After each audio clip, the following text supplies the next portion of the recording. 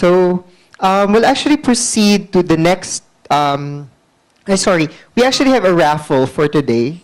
So probably you can tell us something about the raffle for today, Doc Willie Joe. Yeah, we have T-shirts. No.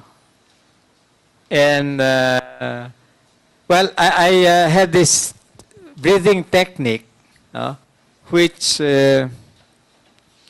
can energize yourselves. I have 10 of them, 10 T-shirts for raffle. The CD, breathing exercise with permission from Anthony Robbins from the US, it's actually a breathing technique that will have you energy and you can think more creatively. I have been using that for about 10 years. And this will be a recording that will be released soon. Okay. So, Doc J, Okay. do the honors. Free T-shirts. Yeah, for 5 lucky people. Oh, 5 muna. Wala pangalan ba to? Wala pa. 2 more. Ay, pangalan pala to eh. 18? Alright. Okay. May time pa ba tayo? For intermission. Anong oras na? 11 na tayo. 11. Paano yun? Gusto niyo ba magtuloy?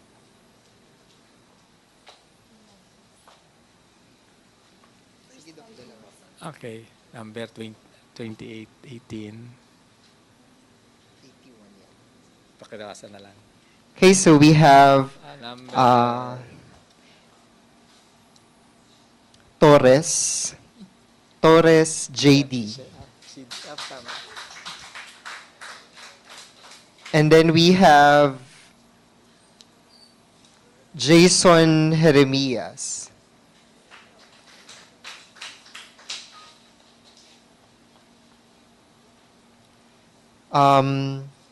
What's this? I can't read. Rolando. ano yan? Ronaldo. Saan ang number yan? What is this? Ronaldo. From NEC. Or probably we'll just verify later. And then Nadine Gasino. And lastly, we have Canlas, Johanna. Okay, so those are the 5 lucky people to receive the CD and the T-shirt. So actually, we're running Out of time. we're running out of time. So we're running late. So we'll actually, in the interest of saving time for the lecture, we'll actually proceed with the lecture now. Okay, so now we'll have the 3rd lecture, which is Health and Wellness Engineering. So, we'll now proceed to the 2nd lecture. We call this Health and Wellness Engineering. Now, I found out it's difficult to lecture with a time constraint. So, there's really an information overload. Normally, I can lecture this for 3 days. So, the principle is, this I presented in an international conference in the Philippines, held in 2010. So, this is based on engineering principles. Of course, the science involved with it, this will be concerned with food. We found out that, food may be the cause of our lives, but it's also the cause of our death. Especially if you have excess of salt, sugar, and fats. Then we talk about free radicals and antioxidants, very popular today. And then, of course, we have to care about our immune system. But we possess the greatest computer on earth. As engineer, we apply what we do to machines. We call it preventive maintenance. Sometimes we care for our cars, appliances, belongings, more than our own bodies. So, according to the World Health Organization, being healthy is really the absence of disease. But it is complete physical, mental, and social well-being. So we have physical health, mental health, emotional health, social health. We also have financial health. Actually, our problem today is moral health. No? Those people need innovation for good things and not for bad things. No? I said the purpose of this advocacy is to help solve the problem of people in terms of innovation and creativity. But I think we have to solve more, bigger problem than that. This is really the moral problem in the Philippines. No? They are very innovative in getting money. No? Why not turn it into getting money the legal way? So maybe the objective of this is really the giving, the moral health of the nation should be helped. So, and actually, see, health and wellness is a big business. Between now and 2017, it's over $1 trillion market in the world. And you know, we have to pay for that. But why do we have to pay for this 1 trillion? No? My lecture will teach you how to get this health and wellness mostly for free.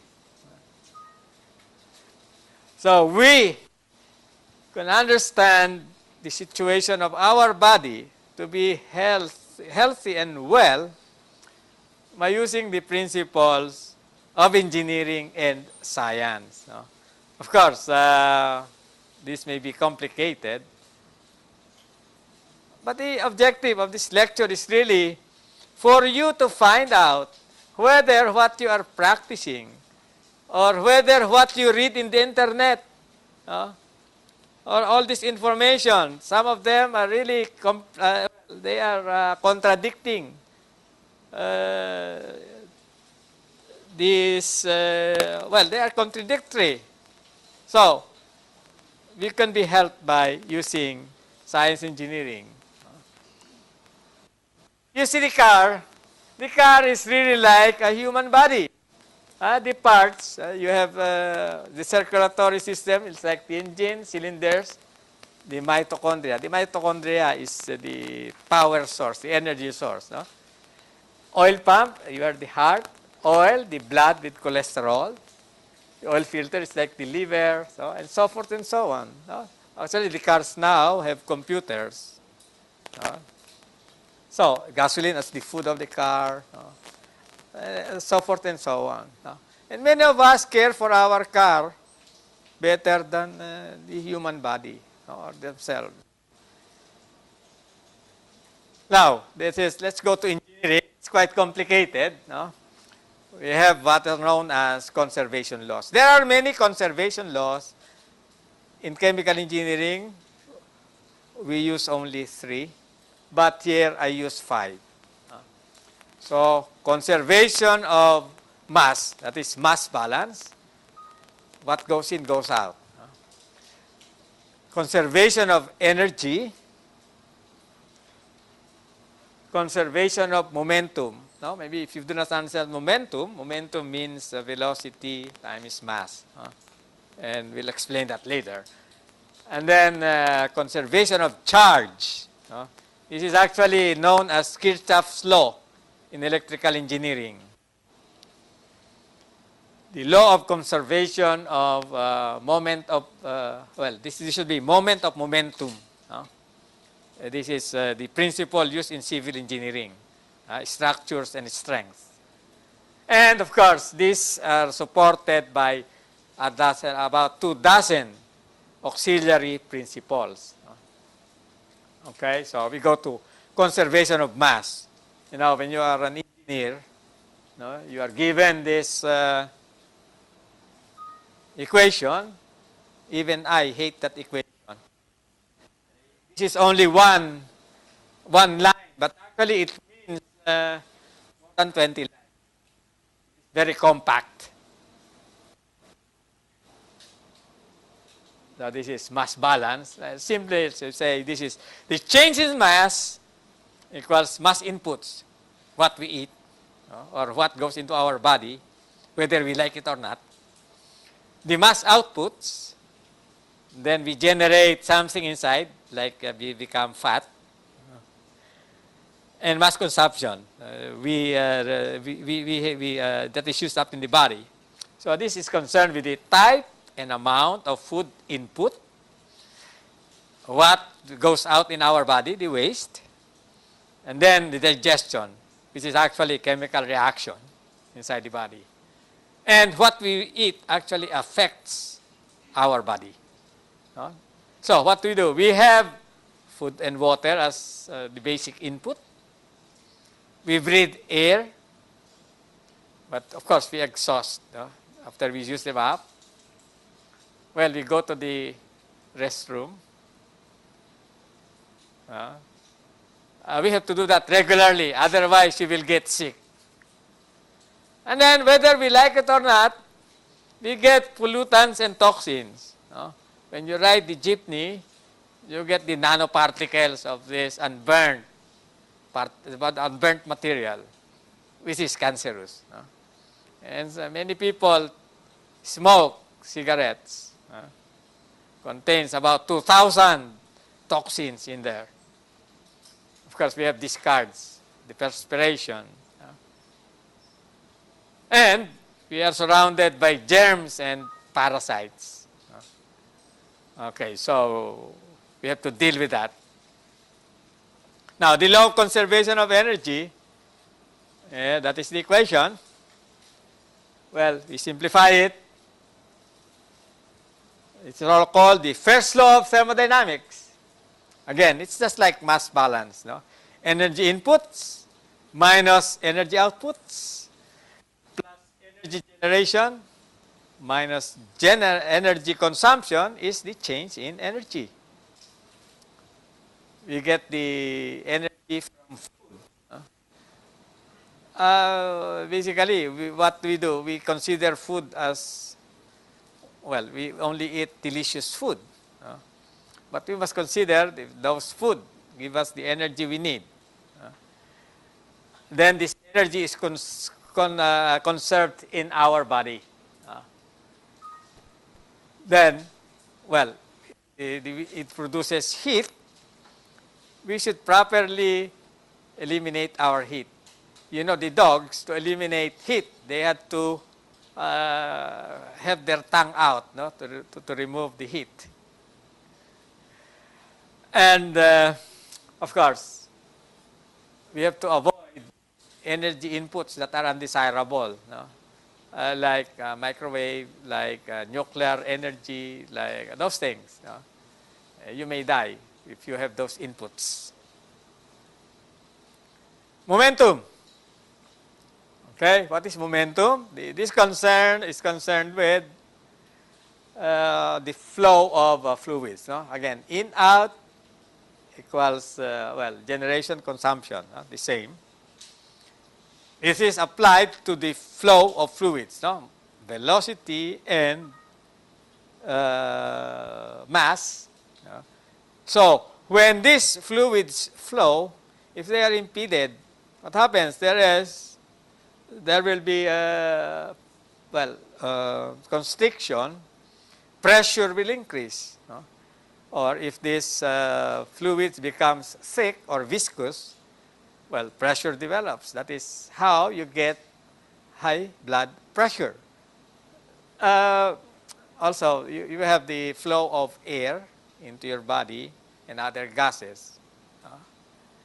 if you do not, or there is problem in the flow of waste going out, you can have problems. The law of conservation of charge. So this is Kirchhoff's law. The net charge in the body is balanced. That is, molecules should not lack electrons. Molecules lacking electrons are called free radicals. We get them from food. Our body produces free radicals. And the problem is they actually will stall, will get or steal electrons from parts of the body, different organs, which is the cause of the aging process. So what do? We have to neutralize them with antioxidants. That is why antioxidants are very popular today. The next or the last is the conservation of angular momentum. This is the equation. But this pertains to the structure, material strength, and integrity of the body. That is wrong movement or wrong force. That's why, when Pacquiao fights, there is this force going to his head. And he knows how to mitigate these blows. So, there are other things that will harm you. That's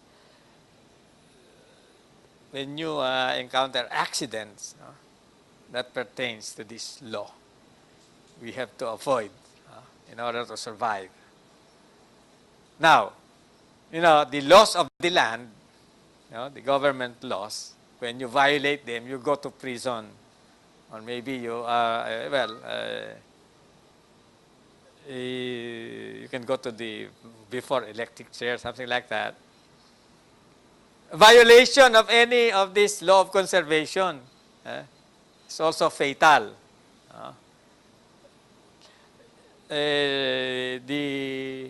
If you conform with this, or if you do not, either you go to the hospital, you get a hospital arrest, or you go, you die.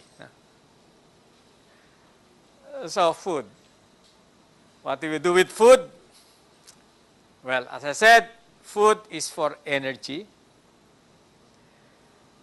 It is for the growth and repair of your body. As you can see, we are now applying the laws, conservation laws. So regulation, to regulate the body. As we said, the body is like a computer. It is like a machine.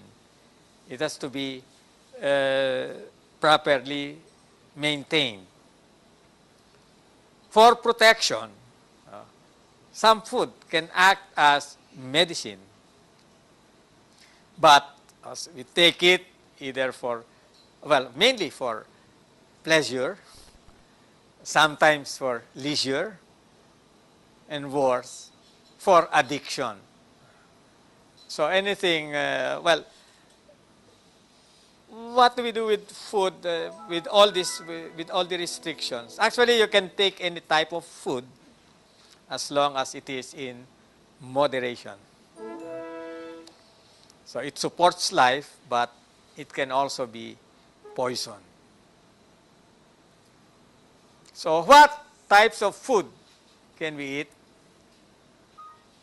We follow the food pyramid, and we can eat any food in moderation, or some food in small amounts, just to taste.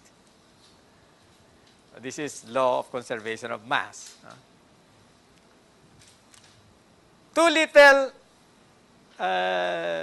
food results in malnutrition. Too much results in obesity, although obesity may also be due to, the metabolism and genetics. Too much can become poison or hazard to health.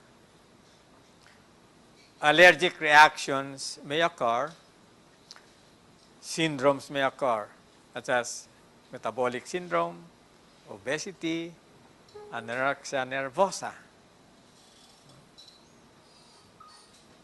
Binge eating is actually, it's recommended as a psychiatric diagnosis.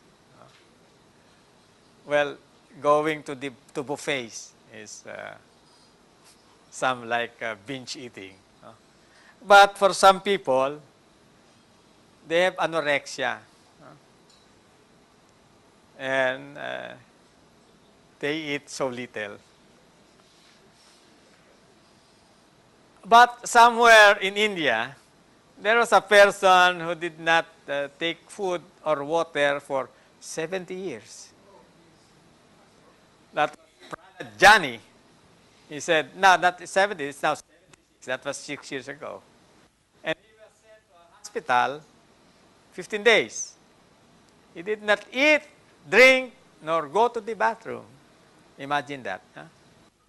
So NASA is interested. Going to Mars will be very useful. So what law did he, maybe I did not place the law that this Pranit Jani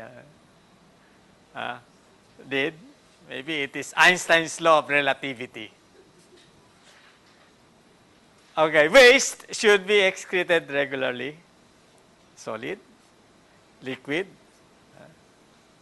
salts, and some toxic waste. No? So how do we do that? Maybe we call that toxification.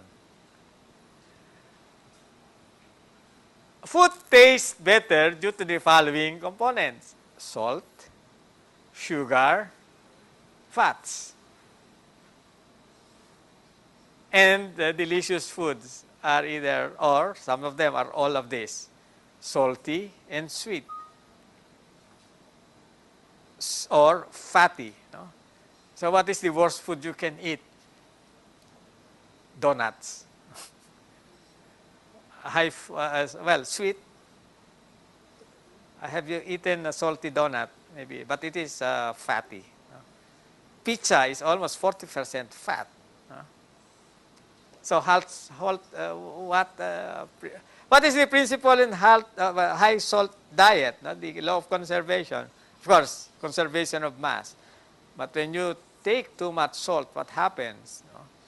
Your blood gets water and the flow rate in your bloodstream becomes high enough that it will cause high blood pressure, and it will cause some damage in your blood vessels, the arteries, which becomes the precipitation point of some of the components in the blood, resulting in deposits that may clog the blood vessels.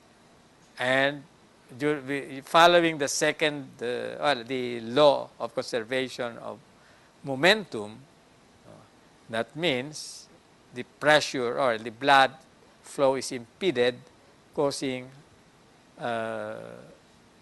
this blood pressure. So it results in heart attack if the heart does not get enough blood. And stroke if the brain will be depleted of blood. So this can also result in kidney failure. And, mostly heart disease. How about high sugar diet? Well, the effect of this is in the metabolism and the effect of insulin. You have these calories will lead to obesity. And you have a greater chance of diabetes, cancer, and cardiovascular disease. For diabetes, for example, when you take in sugar, what happens? If you take too much, you will have this insulin, and it will the sugar will be used and converted to fat, and then you will be hungry again. There will be a cycle. You eat sugar again, becomes hungry, and soon you are fat. But more than that, there is a relationship between diabetes and cancer. Actually, we cannot, the problem with the information on these conditions is that they are based on observations, and they do not have the, well, the principles involved. No? So as of now, we cannot say why diabetes has also increases the risk of cancer. No? So when explaining the conditions using the laws, we use a practical explanation. Some of these are not explained by the researchers who perform the experiments or the observations. How about high-fat diet? Now, we have two types of fat. We have the bad fat and the good fats. The bad fats are the long-chain oils, the omega-6 mainly, and the trans fats. What are trans fats? These are mostly the hydrogenated fats. These become the LDL or the bad cholesterol, low-density lipoprotein. Actually, engineers are responsible for these trans fats. The purpose of the engineers is to simplify processes in food manufacturing. And by hydrogenating fats, trans fats or hydrogenated fats are actually solids. They are easier to use in processing. That was over 50 years ago. And they found out these hydrogenated fats becomes trans fats. If you are a chemist, which means this is between cis type and the trans. Trans type become this LDL, which clogs or become this the cholesterol, the low density lipoprotein. Now, on the good fats, on the other hand, are the omega-3 fats, and well, coconut oil, for example, or the short chain or medium chain fats. So here, we will touch the momentum, law of momentum, conservation of momentum, and mass balance. Now, free radicals, which we mentioned before, cause aging because they, well, you know, a free radical will attack a part of the organ, gets the electron, and this part of the organ will again be free radicals in, well, free radical because of the loss of electron. And it will be cyclic, no? And it will forever go, and then your tissues, your organs deteriorates. So what you have to do, you have to take in antioxidants. No? So where do we get this? Actually, primarily, our body, our own body, produces free radicals in metabolism. In our brain, when our brain is active, the brain activity produces free radicals. Now, our body produces its own antioxidants. No? But when we grow older, these antioxidants are depleted. And that is why we will age faster. No? So we get it also from pollution. No? When these jeepney particulates from the exhaust can actually cause cancer because of the free radicals in them. We get this from drugs when we are sick. Of course, from foods. There are foods. When we cook foods, they produce free radicals. The worst type of cooking is cooking using the microwave oven. No? Because the microwave oven will knock off electrons more easily than other types of cooking. We also get these free radicals from the response of the immune system to inflammation and diseases. The immune system produces free radicals to ward off those foreign infections.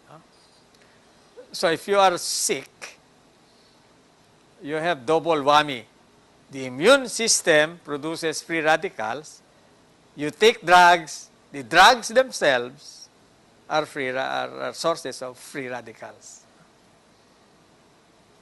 So we can neutralize them, as said, using antioxidants. And we can get this from several sources, like herbs, fruits, vegetables. You notice these things must be uncooked. Cooking will destroy some of these antioxidants. Then we have traditional foods. We have functional foods, foods that can be sources of these antioxidants. And of course, very popular now are the dietary supplements. Food is the best medicine against inflammation. When you get inflammation, this is the body is fighting the infection using free radicals. And you can avoid this inflammation by taking this food. Well, our immune system actually produces these free radicals. They become weak. Our immune system will become weak when we are stressed, when we are tired, when we have improper food, when we lack sleep, and we lack exercise. Of course, when our immune system is weak, we become sick, and I said we get more free radicals through drugs. So we have to avoid to get sick by keeping our immune system strong. If your immune system is strong, it can protect you even in the most virulent type of microorganism. But of course, it is impossible to have our immune system 100% efficient. We can have them, we can strengthen them but through proper diet, enough sleep, regular exercise, having peace of mind, and maintain a healthy balance. Well, how do you do that? Well, from an article from the New York Times, we said, being very clean is not really healthy. We have to have some of these germs in our body to train the immune system. So, of course, we should not overdo this. But, those people who wash their hands frequently will get sick more easily than the rest. So, maybe it's better to buy or to eat some of these germs. But be careful, because your immune system may not be as strong. So these are some recommended practices. Of course, you can refer to the law of conservation. Regular power movement, once or twice a day. Even thrice a day is better. But it is, expensive and, it's especially if you are in the office, not recommended. Regular urination. Cleanliness, remove removal of disgust. You know, we do not notice, but the air around us, the particulates around us, are actually particles from our skin, the skin of people. So we have to remove them regularly. And then proper breathing technique.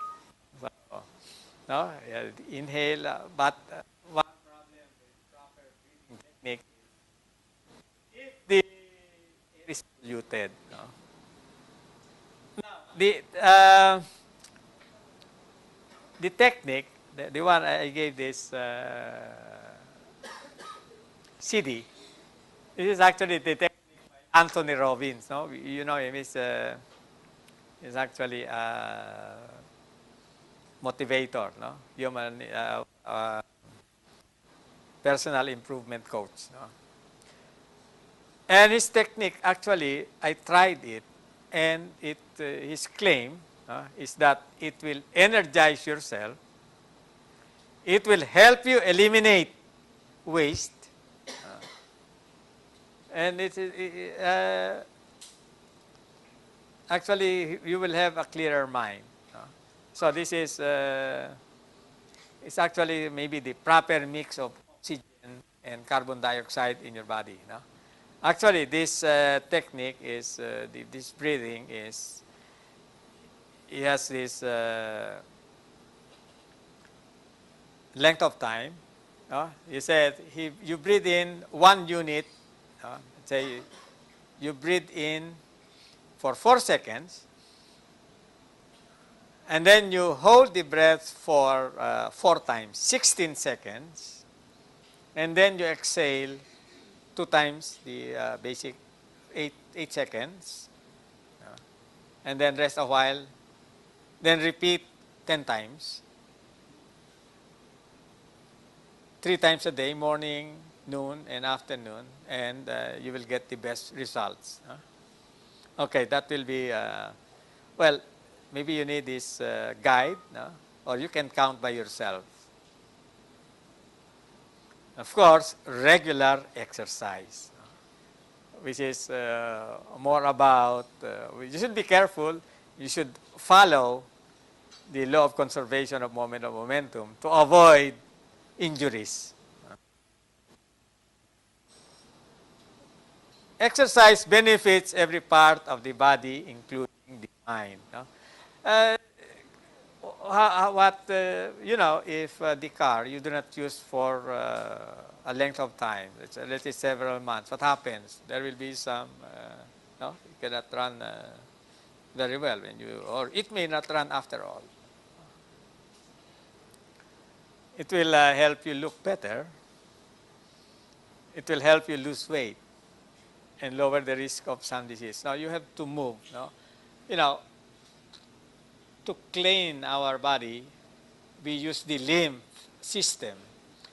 The lymph system actually does not have a pump like our circulatory system.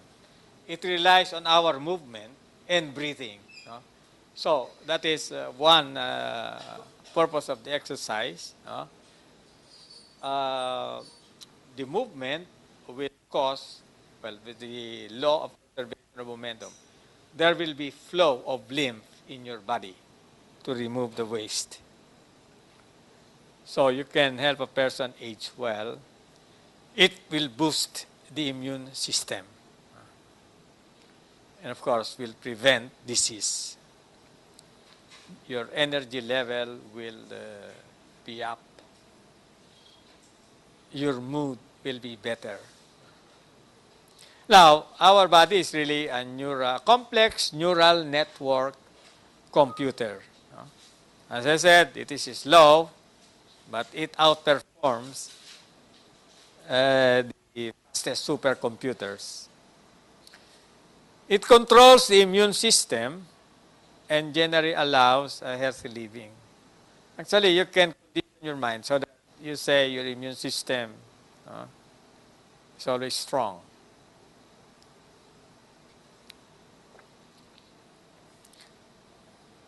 But taking in some foods will cause some allergy or autoimmune disease. And sometimes you get this allergy or inflammation.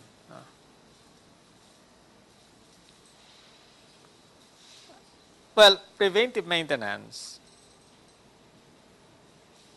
engineers, especially mechanical engineers, practice this, to care and service equipment so that they are always in good operating condition.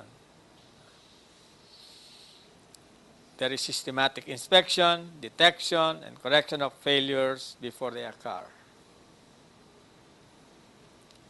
All failures are prevented. So why don't we do it for ourselves? Preventive maintenance. But of course, it is not easy.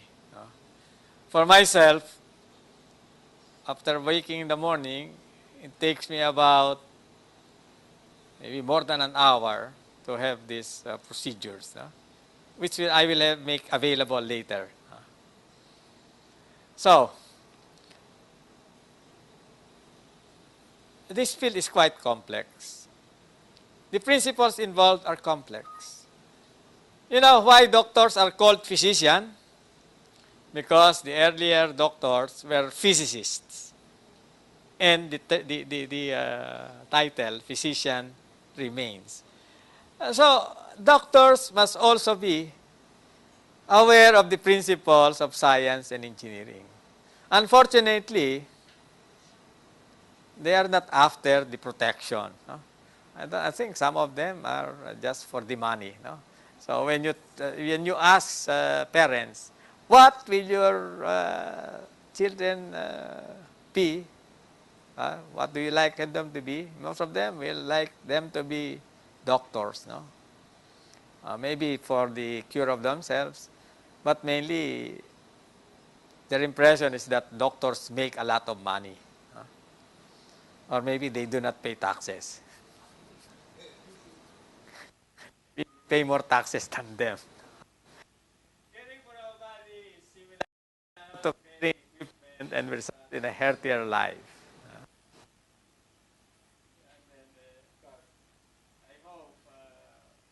I hope, this advocacy will help our nation. Healthy people will spend less and they will earn more because they will be more productive. Thank you. So, welcome to the Health and Wellness Engineering. That is why I have the title Doc, your Health and Wellness Engineer. Thank you. Thank you, Doc.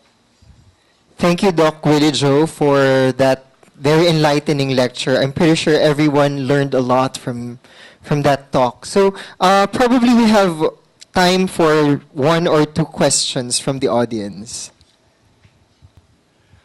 How about healthy fats and salt? What you call bone marrow, grass-fed milk, and grass-fed cream, which the French paradox, and the salt that comes from from seawater, which preserves all the micronutrients and periodic table elements. True. The nutrients will be better, but in terms of the fat, I don't think so. The fat actually, the dairy fat consists of butyric. What's that? Butyric acid, butyric triglyceride. But it contains about 7 or 10% of stearic, that is bad. Actually, from my experience, maybe I read that dairy is not bad. So what I did, I took all dairy,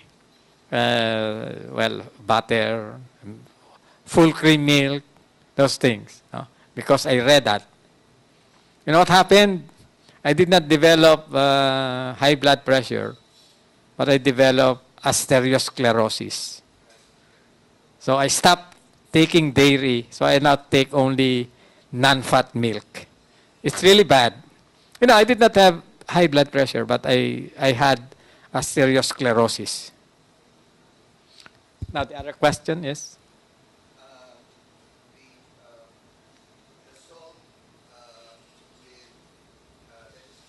Yeah, that is true. Sea salt is good. But I think what is better is the sea salt from Korea, which they burn with bamboo 3 times. No? And they illustrated it. They placed nails in the salt, and the nail did not get any rust. And that is, I think that is medicinal, but it's very expensive. I forgot the name of the salt, but it is salt from Korea. It's about 1,000 pesos per kilogram, or 3,000, I guess. I just came from the US last month, and you were mentioning about patenting coconut sugar. But my son, since my son knows that I'm diabetic, he gave me a coconut sugar. I don't know where it came from, since you said you will still patent the process. No. It's the process is the new process. Okay. It is made using the traditional process. So if you're diabetic, you are safe to take coconut sugar? Yeah, they say, but we guess we should have the proper clinical trials. Some companies claim they have proper clinical trials, but it's still it should be certified. But I guess it is. So I'd rather take coconut sugar now if there's in the market than Yes. muscovado. Muscovado, they are promoting it. No, muscovado is cane sugar. Coconut sugar is better. If you're diabetic. Yes, Okay, thank you. but you should also maintain moderation. Okay.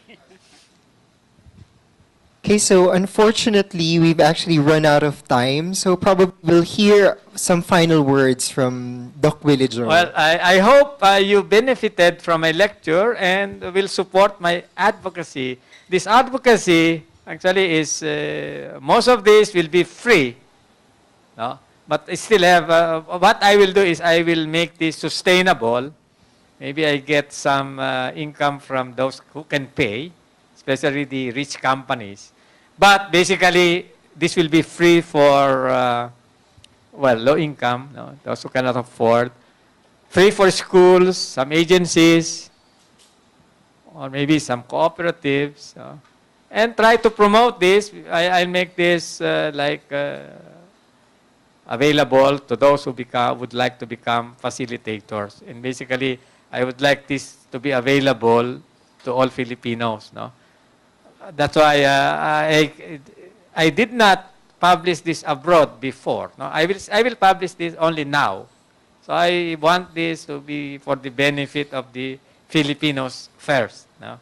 I have been in the public service for 40 years, no? Government service. Well, I will continue this. You know, you cannot get rich being in the government, but some are getting rich being in the government. No? But we want to change that style using this creativity technique.